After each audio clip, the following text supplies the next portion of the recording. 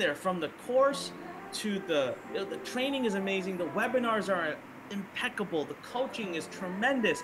You've got brand ambassadors and coaches, I think some of who've probably spoken on this session, who are making six figures using and doing the same tools, knowledge, and everything that you have access to.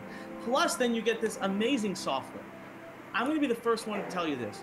Fred came to me about, I think it was 2 years ago now, Fred, you came to me with this idea for Zero Up Labs, right? The software you want to build.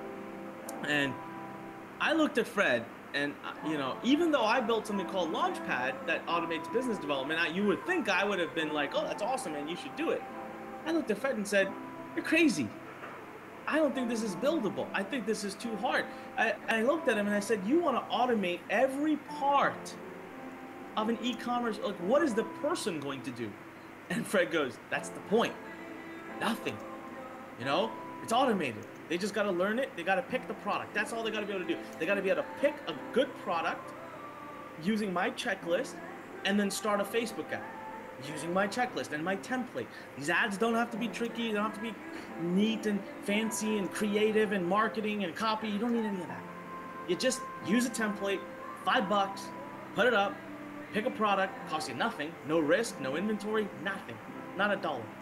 And I'm like, Fred, sometimes in life, when things sound too good to be true, they're too good to be true, right? He said this earlier, I'm honored when he says, Anik's my mentor. So I took on my big brother hat, my mentor hat, and I said, Fred, one brother to another, I think what you're trying to do is too unrealistic. And I hate myself for it because I teach people every day that there's no such thing as impossible. I'm the guy that says impossible is only an opinion. And yet I'm telling Fred all of this stuff. Fred's like, oh yeah, you're right. Yeah, you're right. Nah, all right. What I didn't know is Fred would hang up the phone every time and be like, heck with that, screw you.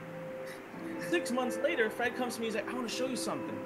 I'm like, all right, what do you got? He's like, no, get online, get on Skype, I want to share a screen and show you. All right, cool. Fred's always got big ideas, right? He's always got something he wants to show me on.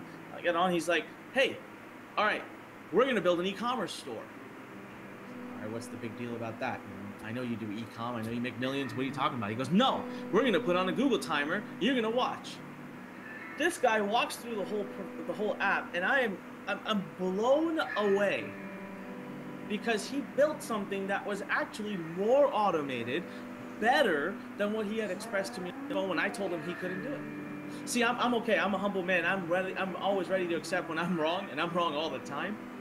And when he did it, I wasn't jealous. I wasn't envious. I wasn't any of those things. You know what I was? I was proud. I was like, man, this guy just solved the biggest problem in the world of e-commerce. Do you know how big that is? Like, that's a huge statement. What is an entrepreneur supposed to do? An entrepreneur is supposed to step in, find a problem, find a solution, implement the solution, and that's how they become wealthy. Fred went out there and found the biggest